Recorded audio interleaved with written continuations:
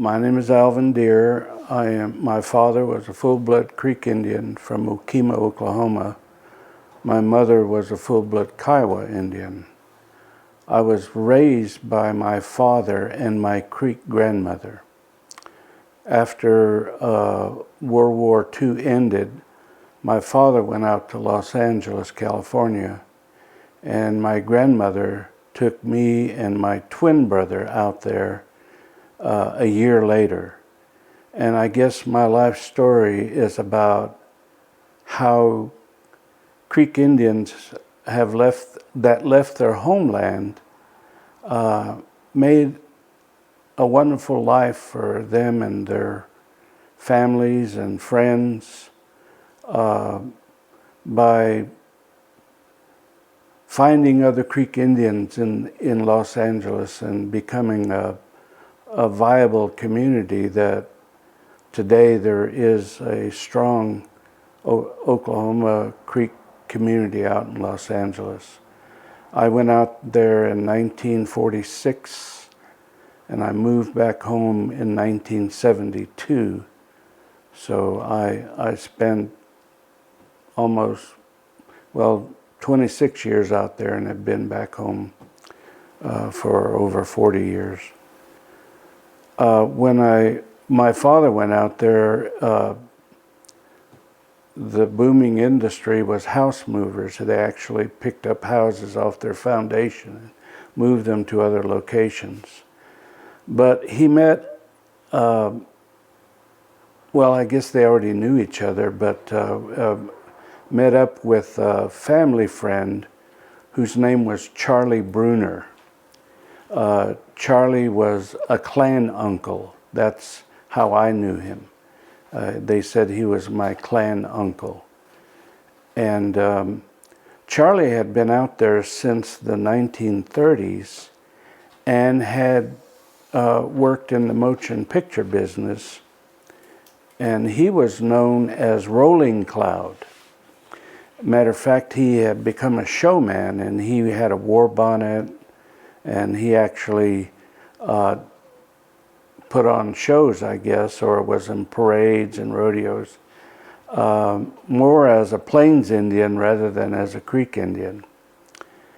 My father was an athlete. He had been Oklahoma State Golden Gloves champion in 1938 and 39 in the middleweight division, and even fought at Oklahoma A&M when in the 30s they had boxing teams for the universities.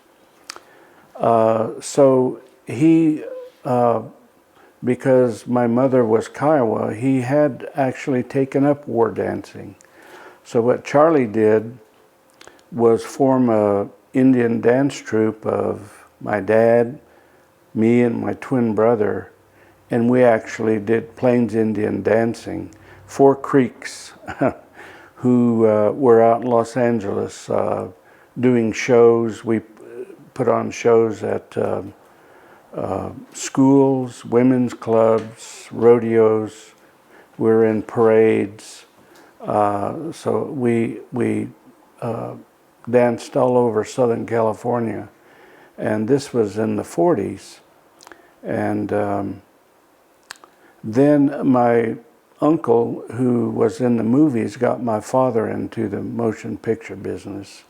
And there was a whole community of Native Americans who were in the movie industry in the 40s and 50s. My father was in the motion picture business from 1947 to 1959 when he passed away. And he's buried in North Hollywood, California.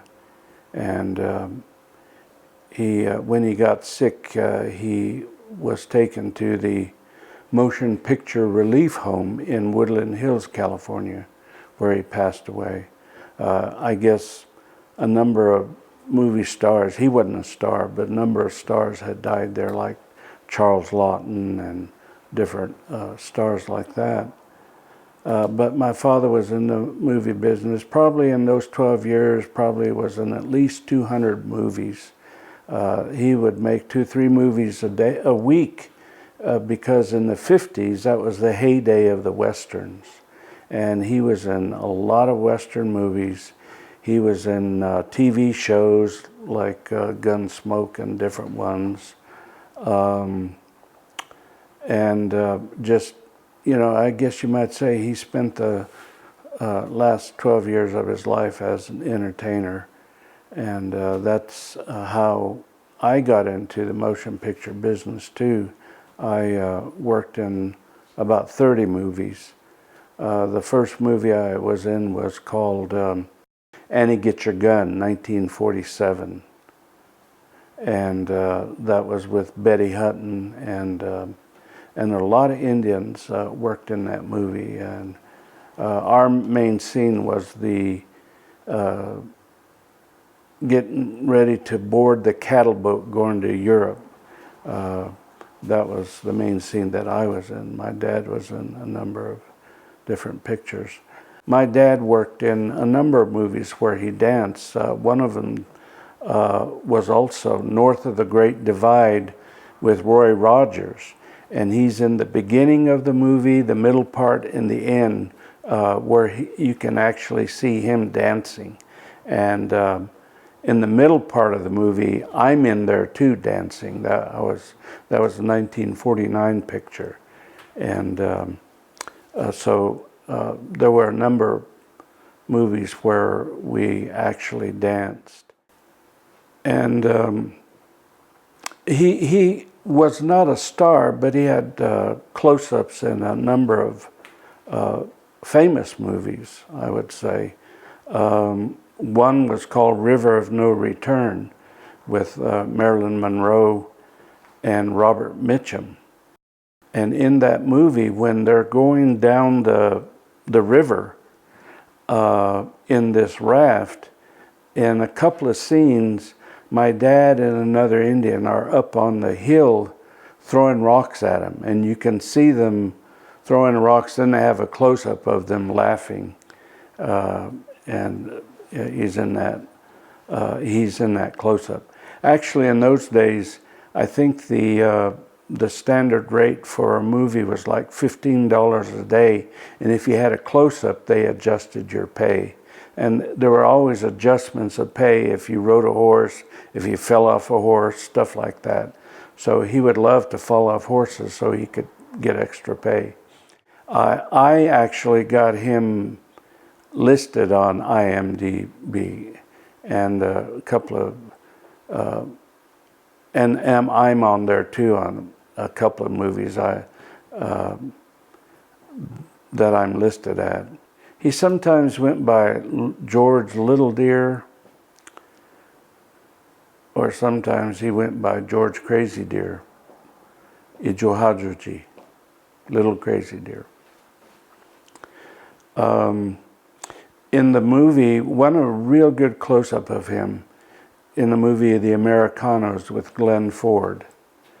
In the middle part of the movie, this Brazilian actress who's supposed to be an Argentinian does this real sultry dance.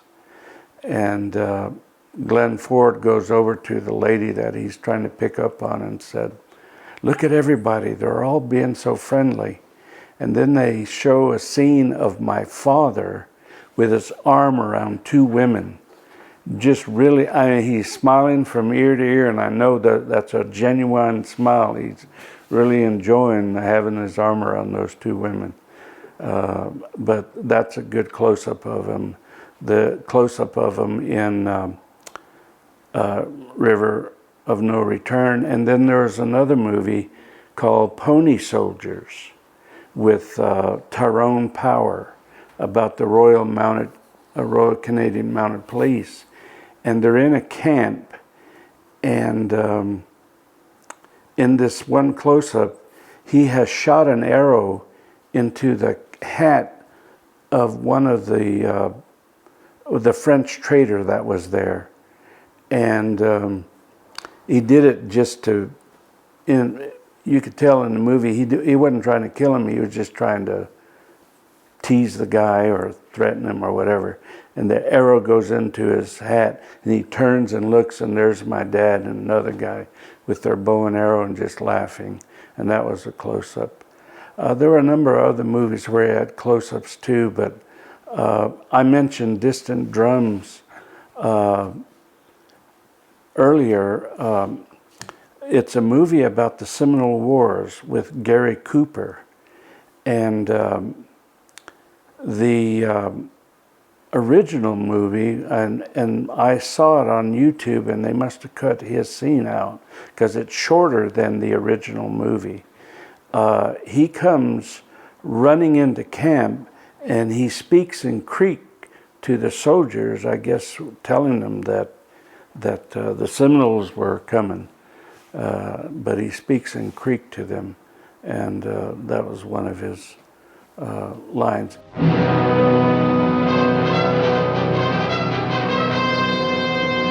Now tell these Creeks exactly where you last saw Captain Wyatt's party. They entered the swamp about 200 yards from the debarkation point, heading south.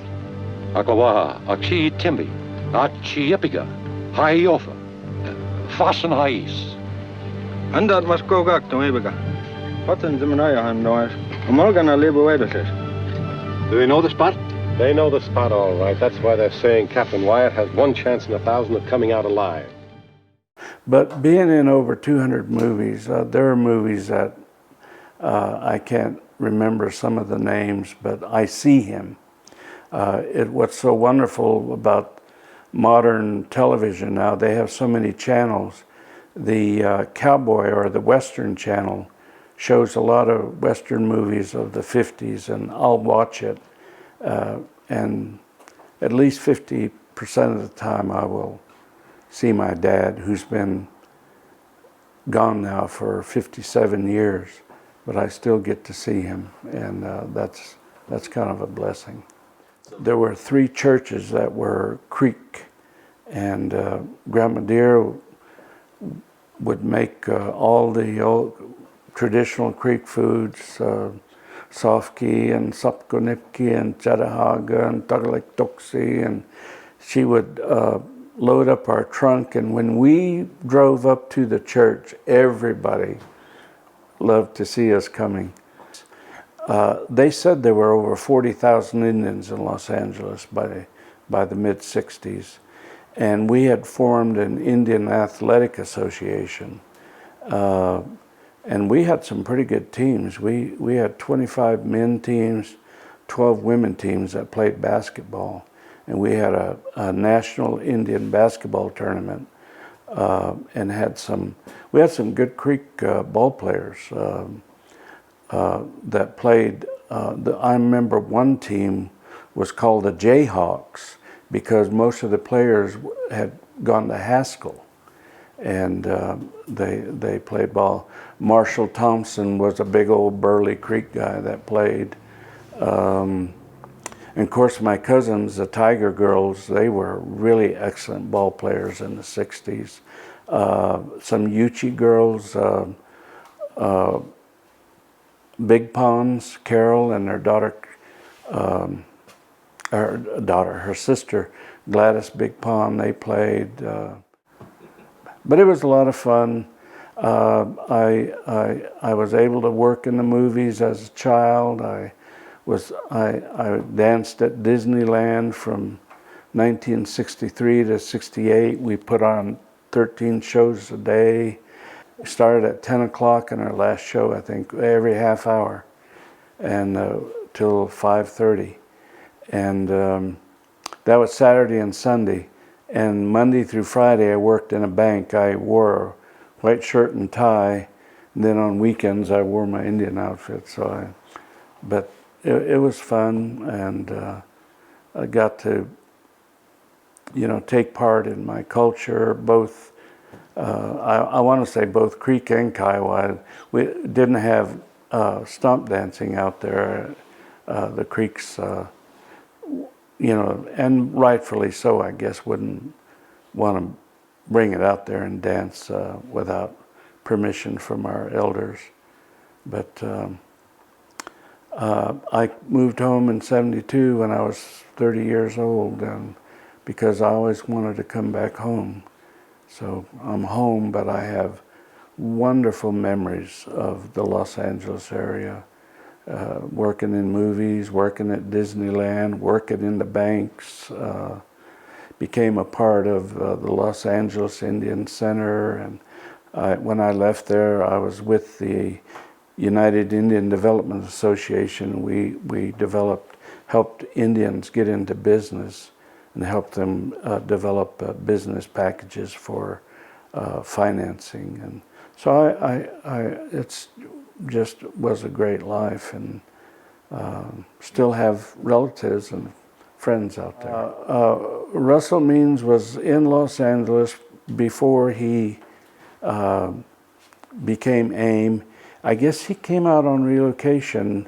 It might have been as early as '61, and he worked at a credit card company called Carte Blanche, which is no longer in existence, but he wore a white shirt and tie to work. And so on Friday after work, I'd pick him up and we'd go down to the Indian bars and party all weekend.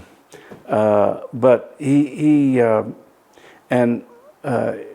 I even loaned him my war dance outfit so he could dance a few times, and then he disappeared. Next thing I know, he was up in San Francisco on Alcatraz. I think he was on Alcatraz, and then he moved to Cleveland after that, and then wound up at Wounded Knee and takeover of the BIA.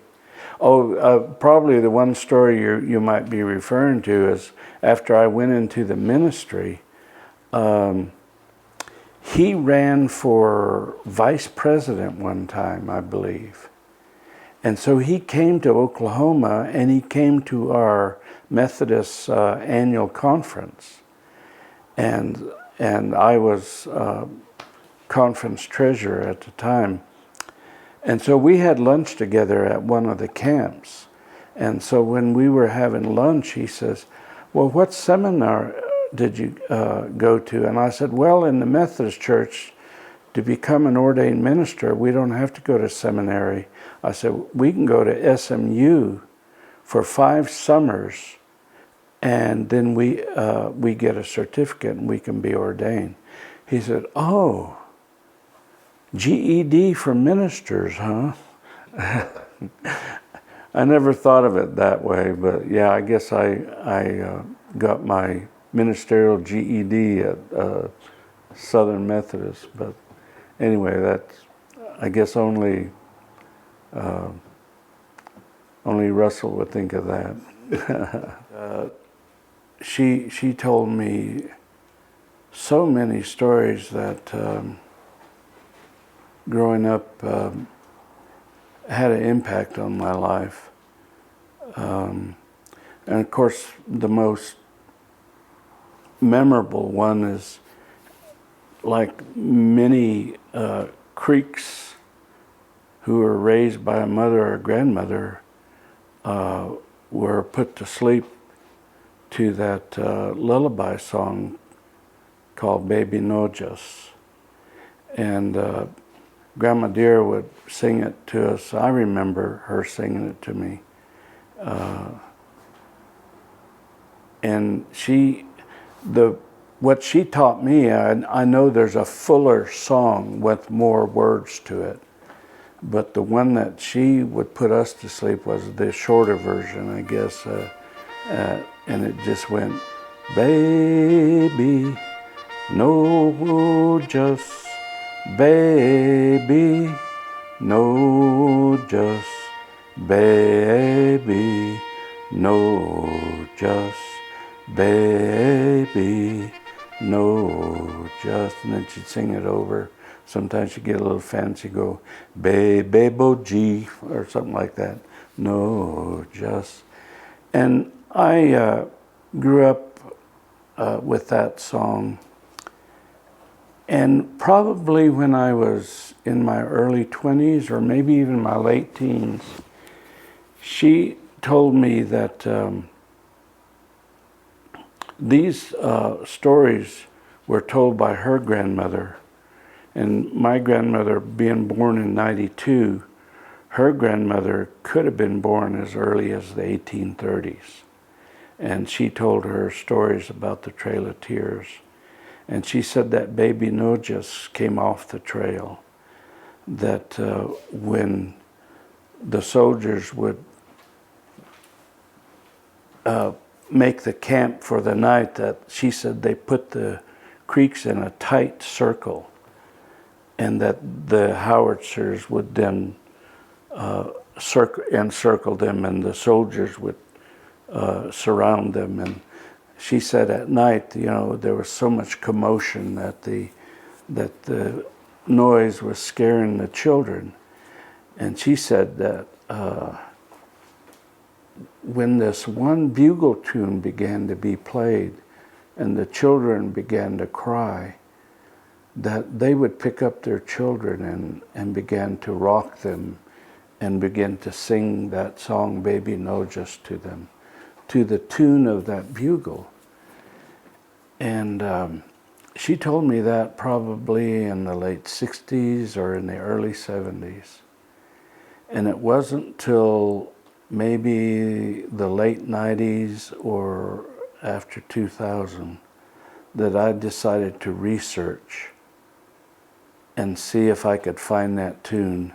And I got on a U.S. Cavalry website, and they had these bugle tunes listed with the names, and you could hit the link and it would play that tune.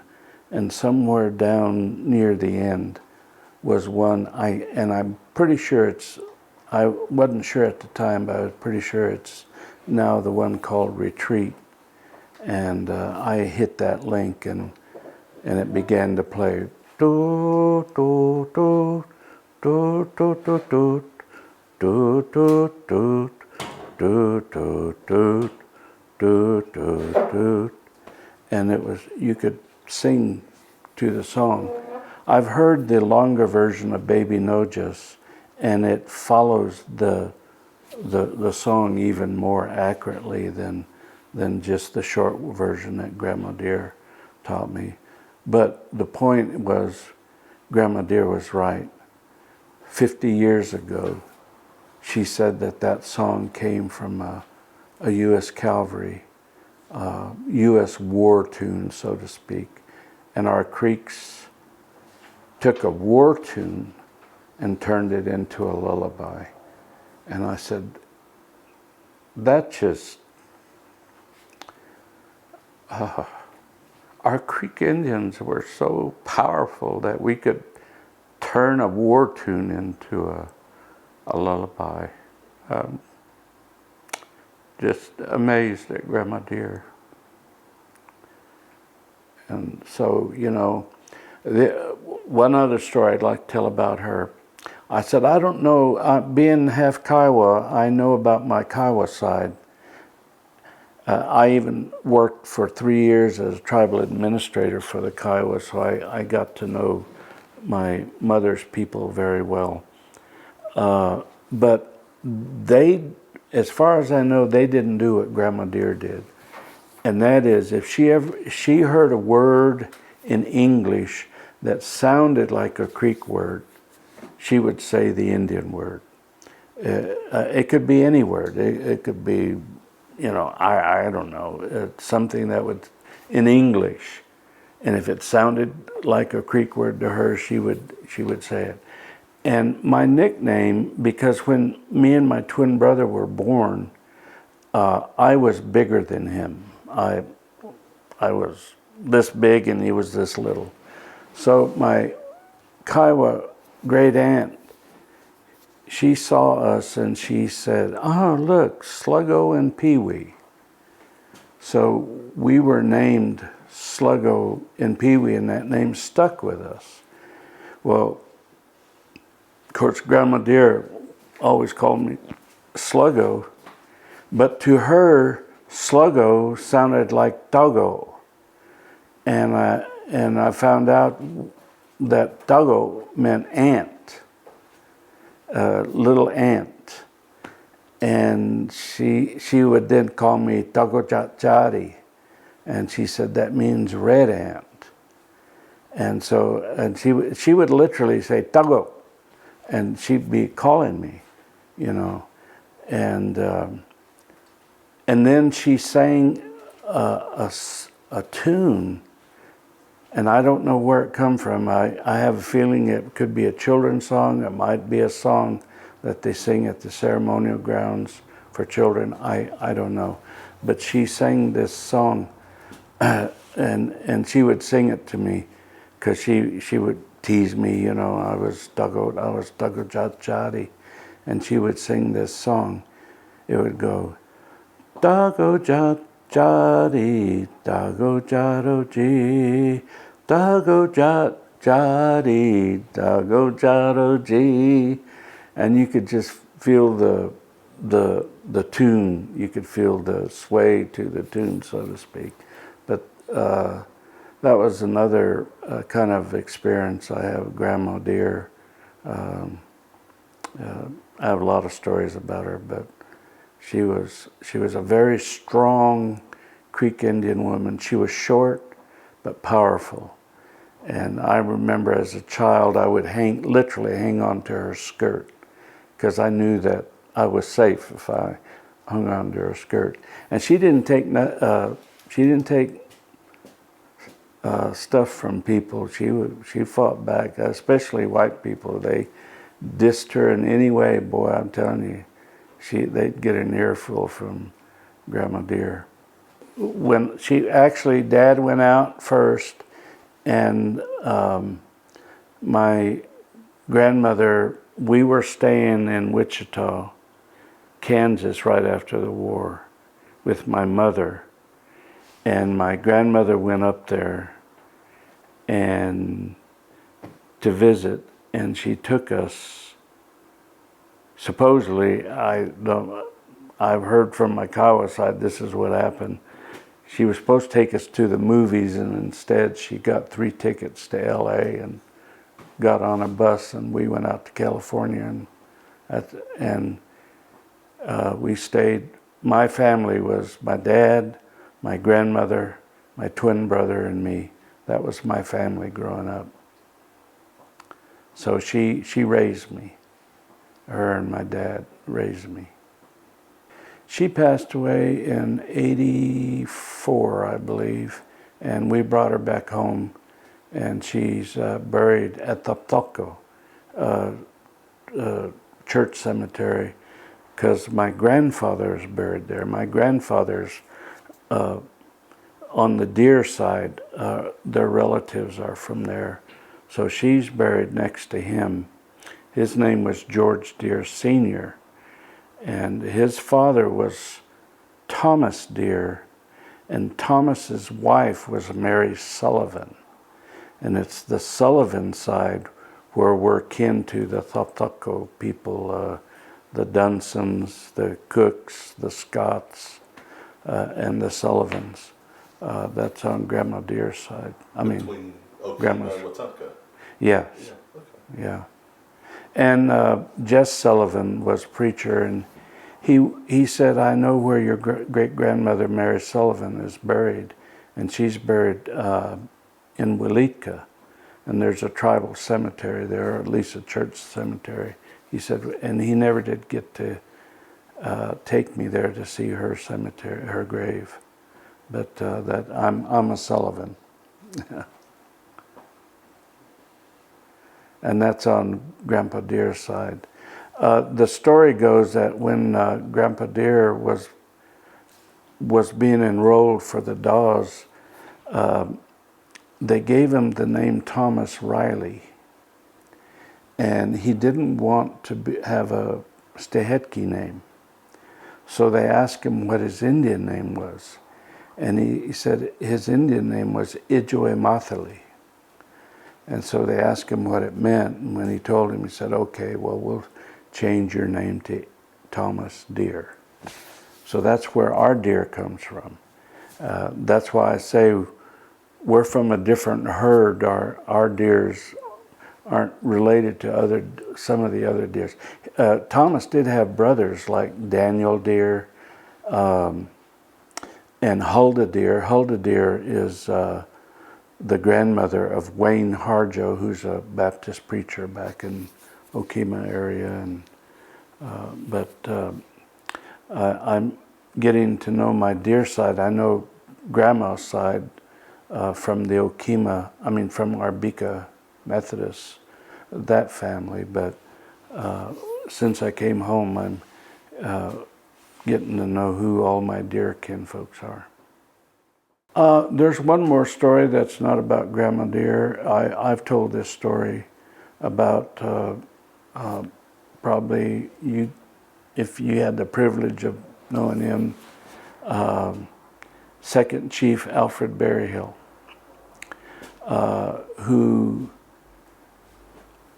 was the pastor at Tallahassee Independent Methodist Church.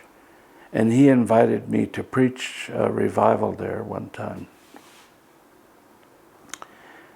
And after the first night, that second day, he took me and my wife to lunch at the Sirloin Stockade in Okmulgee. And we had such a good visit. Of course, one of the stories he told me that, that main drag going east and west into downtown Okmulgee, he said that he used to be passed out on the street there so many times. He was an alcoholic. And as second chief, he was in a parade sitting next to the mayor, going down that same street where he used to be passed out. And here he was now a dignitary, and he just couldn't believe it. But the story he told me that I wanted to share was about Okmulgee Mounds, and its relationship to a song called Halwin Hitchgayofan. And that song, depending on the tense, future, present, or past, translates into our heavenly home is gone on high. That's the way he said it. And he said that, which is true, that in the Peach Strings Treaty of 1825, those mounds were so sacred to the Muskogee people that they negotiated to have that square area, I don't know how big it was, to protect the Okmulgee Mounds and keep it under Creek control. He said that was our sacred mound. He said there was a building up on top. And he said our traditional elders would go up there and pray. And when the Indian Removal Act happened, the creeks that were in the Macon, I guess, area in Georgia, and you might say that part of Georgia and maybe part of even Alabama, that they had a gathering place for them near Macon, and then they marched them west, and they marched them right past Okmulgee Mounds. And he said when they looked up to the top of the mound, the building was gone. And he said, and we began to sing, Halwin Hitchgayofan, our heavenly home has gone on high. It was almost like saying, that building has been replaced by our home on high. Alfred told me that story. And I said, I've never heard it before or since. People might want to dispute the logistics of it or something, but that's what he told me, and its relationship to that song. Alvin Hitchcock.